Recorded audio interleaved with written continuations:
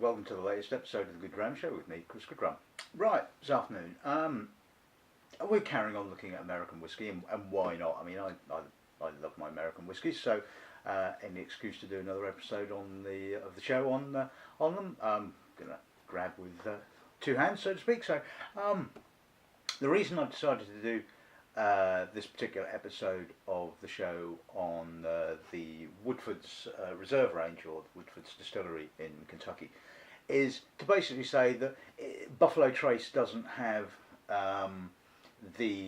or should we say Buffalo Trace isn't the only distillery that is doing some experimentation. I mean, okay, I don't think the Woodford's distillery quite has a Warehouse X, but certainly they are trying out a few interesting bits and pieces, and so like I said, you know, Buffalo Trace are not the only ones that are doing these things. So I must admit, I didn't really know an awful lot about the particular distillery, and I've only ever tasted their whiskies once before. For I think it was might have been 2012, can't remember. It might have been even 2013's World Whisky Awards, which is where two of the samples come from. So I had a bit of research, a bit of waffle about the distillery itself. It's apparently the oldest distillery in Kentucky. It was the distillery is found in Woodford County in central Kentucky, and apparently distilling on that particular site has been going on since 1780, although the first distillery wasn't actually built there until 1838. The distillery itself was established by one Elijah Pepper and subsequently passed on to his son Oscar, and it seems that American whiskey is littered with these kind of personalities. You know, you've got you know, Elijah Pepper, you've got, you know, other personalities, Elijah Craig, etc., etc. You know, all from the sort of, you know, the way back when of the beginning of distilling in the States, and it seems to me that sort of Woodford's not claim to fame, but their personality was some chap called Dr. James Crowe, who was quite an innovator allegedly in the 19th century, and was, you know, one of the main forces behind the building of the brand, I suppose, for want of a better word. And eventually the Pepper family sold the distillery to Leopold Labrot and James Graham in 1878, and their name still appears on the top of the label, if for those of you that like to know that kind of stuff. Who in turn sold it to Brown Forman in 1941, who worked it till 1968. They then subsequently mothballed it in 1971 and sold it. Subsequently repurchased it in 1993, and in 1996 Woodford's Reserve as a brand was launched, for want of a better word, I guess. And it wasn't until 2012, I believe, that the brand started experimenting, and obviously I will introduce the three of those particular experiments in due course. But like I was saying, I think it's quite an interesting time for American whiskey. Certainly, there's a lot of craft distillers out there trying new and interesting things. Even, you know, the established sort of Kentucky distilleries are, you know, trying out some new things, and essentially it's because they can. You know, they're as long as you make your mash from, you know, 51% corn or whatever, and you age it for sort of 3 years in brand new oak, you know, it seems to me that you can experiment however you feel like it. So, but anyway, so after tasting, you know, the Buffalo Trace experimental range last week, I'm quite looking forward to this. So hopefully you are too. So I think I'll shut up and introduce this afternoon's lineup.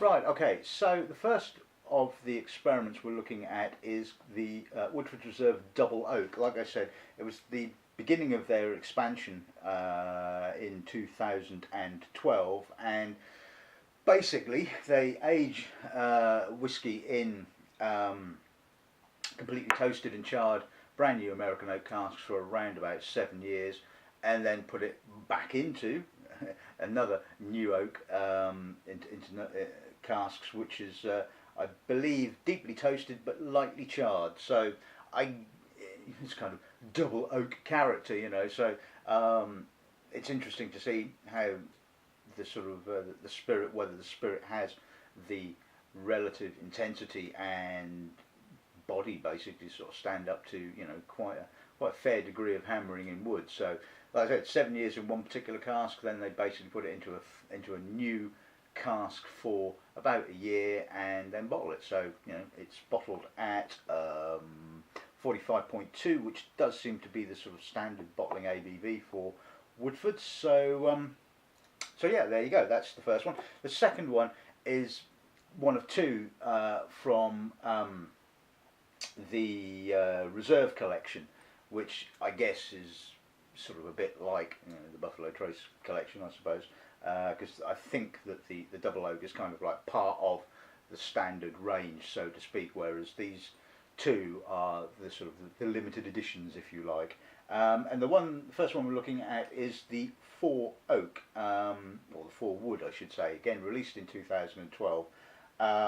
Originally aged in American oak, obviously, before being finished in a variety of casks, including maple wood casks, sherry and port. Then I'm guessing battered all back together and bottled. So that's going to be an interesting one. Again, I think it's going to be interesting if the spirit has got, you know, the complexity and character to sort of stand up to all that wood.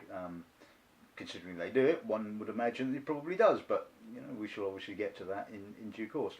And finally, we're looking at the brand new release, this year's release from the Masters collection, which is called the Sonoma-Cutrer Pinot Noir finish. I think that's pretty self-explanatory, don't you? So again, it's American oak finished in ex-Pinot Noir casks, and well, again, we shall see how this one stacks up. And yeah, I think time to stop the waffle and taste some whiskey then, huh?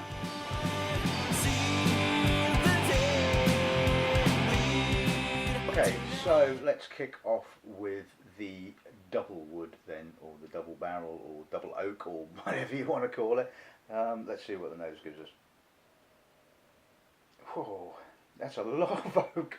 Whoa, mountains of the stuff. Big, charred, hugely oaky. But it's kind of working on two levels. Sort of first level, you get all this kind of charred wood and toffee and burnt toffee, and then underneath it, you're getting this kind of almost like creamy layer, which is quite interesting.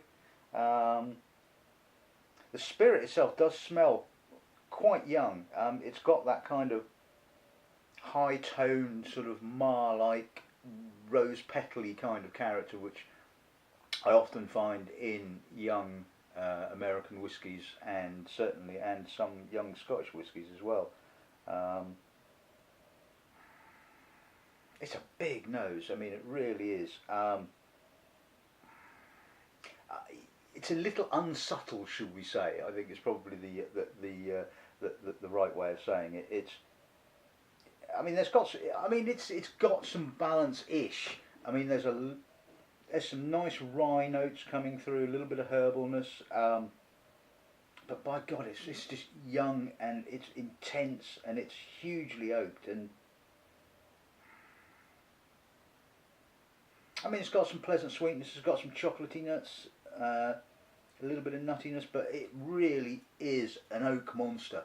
There's no shadow of a doubt about that one, and it's obviously got to be a style of, I mean, most American bourbons do tend to be obviously quite dominated by their oak character, you know, because they're aged in you know, brand new casks. But this one has kind of like taken the oak and definitely turned it up to 11. Palate?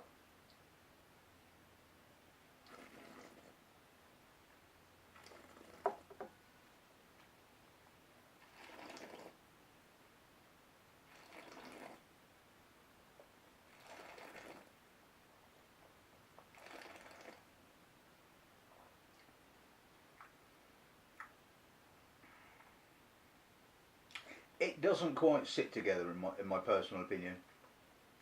It's almost like a whiskey of two halves. You initially get all this wood character. You get the toasted wood, the toffees, the vanillins, the chocolate, the coffee, and then it just goes boom, and that's it. It just stops.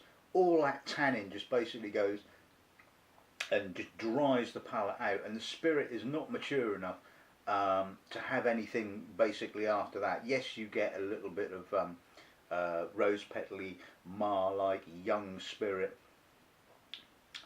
and on the back end, I'm getting some nice toasted nuts, some walnut and chestnut, and a little bit of smoke, a little bit of coffee.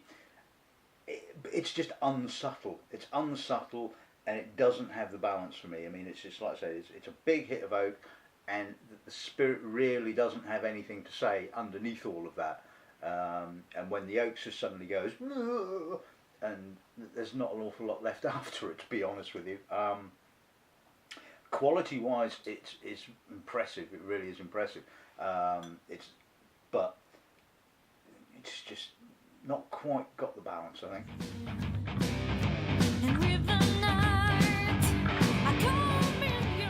Right, okay, so let's move on to the forward. Now, I must admit, I don't think I've ever tasted anything that's been aged in 4 different types of oak. I mean, I think I've done the, obviously the Bushmills three woods, which is a vatting of basically American oak, sherry cask, and God,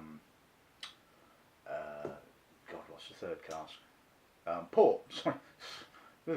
And I think basically what they do is they vat it all together, so they have a nice control over the elements that make up the final spirit. This is the finish, so a little bit less control, but then again, of course, they're vatting it all together, so I suppose it's in essence almost a similar kind of thing. So anyway, let's see what the nose gives us. Oh, that's odd. It's really oily, linseed oil. There's a bit of dried fruit, bit of dusty spice. God, I mean, you taste this blind, you'd be really pushing it to sort of pick this one out as a bourbon. There's lots of toffee. I mean, it depends how you look at this nose. You're either going to sort of go, my God, that's complex, or you're going to go, God, that's a mashup. What the hell is going on here? And I'm afraid I'm kind of falling into the latter camp on this one. There's a lot of strange aromas just pinging around all over the place, and you sort of pick up a bit of wood, a bit of port, a bit of sherry. There's a little bit of rye, a little bit of youthful spirits and oily linseed, but it's just kind of, it's not a mess. It's not what I'm kind of saying. It's just completely unfocused and all over the place. I mean, it's a mad nose, it really is. I mean, a great experiment, I will give you that. But I mean, when it comes down to it, these bottlings are not cheap. I mean, I don't know what I don't even know if you can still get your hands on this particular one. But I mean, you know, I'm guessing you're looking at £80–90 plus for a bottle of this kind of stuff, and it's a kind of curio. Yeah, it's really interesting. An experiment, yeah, granted, nothing wrong with trying them.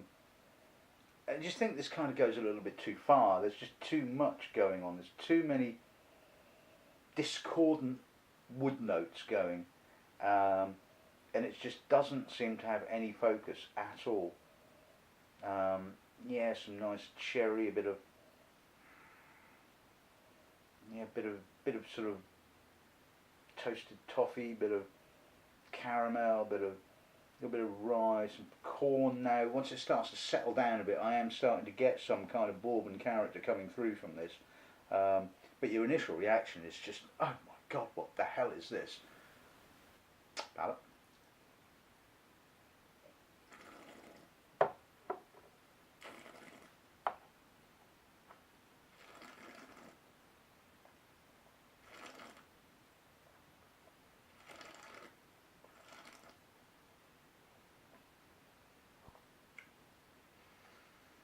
Oh, that's a dry finish. Ho, ho, ho. And again, the spirit tastes quite young. I'm getting that youthful, mild rose petal finish. Um, and yeah, it's kind of all oak again. It's all kind of over the place. It's yeah, sort of nutty, oily. I pick up a bit of port character, a little bit of sherry there, a little bit of sherry dried fruits. Um, really nutty finish, but I'm not getting a great deal of bourbon character again. I mean, there's maybe a little bit of corn, there's a little bit of, I don't know, I can't even get any rye. I'm not really picking up any rye at all. But it's dry, really dry. It's unfocused, I think, at the end of the day. I think that's the biggest issue I have with this particular whiskey. Again, an interesting experiment, but yeah.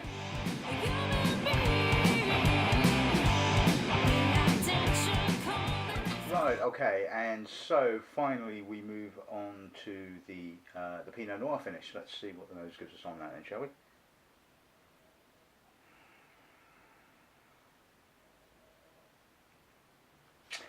I think this is more successful than the forwards. It's less cluttered. The nose is less cluttered. I mean, I'm getting obviously the sort of the bourbon elements, possibly a little bit more mature spirit than the forwards. It's certainly got the chunkiness, the woodiness, and then above that you're getting the kind of like sort of cherry fruits, a little bit of spice, some licorice. I think as a nose goes, it's far more harmonious. Seems, like I said, it's less cluttered, it's more focused. Yeah, I get some nice rye notes coming through now. Some quite sweet Pinot fruits as well. It's actually quite a pleasant nose. It's like I say, it's more focused. Palate.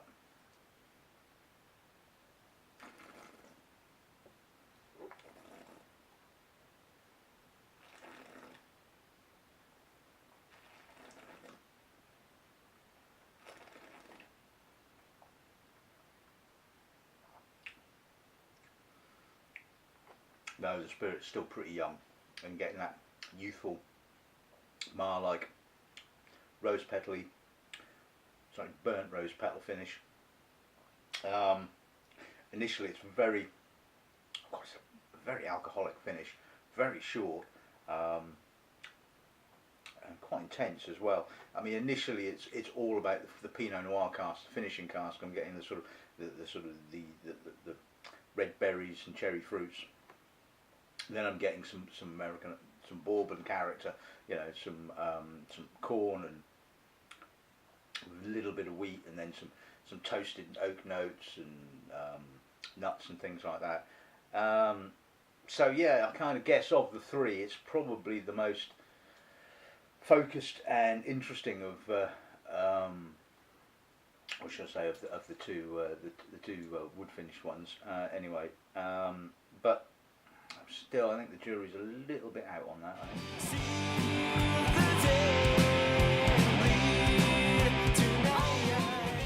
Okay, so let's sum this little tasting up. I'm kind of going to say I'm a little bit ambivalent about this little lot, it has to be said. Yep, interesting experiment. The double oak was okay. I just think it was just probably to be expected, just very, very oaky. And I don't think the spirit really had the complexity or the maturity to offer anything else once the sort of like the wood had kind of like passed through on the palate, and which it did quite abruptly. It kind of just, like I said, just literally stopped, and it was like tannins, and that was it. And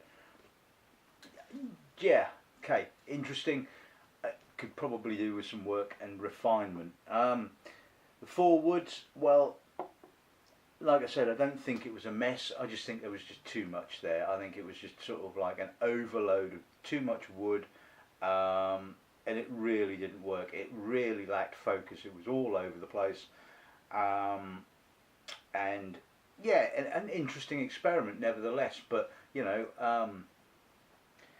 it's questionable. You know, I think if I'd have paid 80 quid, 90 quid for that and thought, well, yeah, all right, it's an interesting experiment, but wish I'd have bought something else. It's, yeah, you see where I'm coming from with that.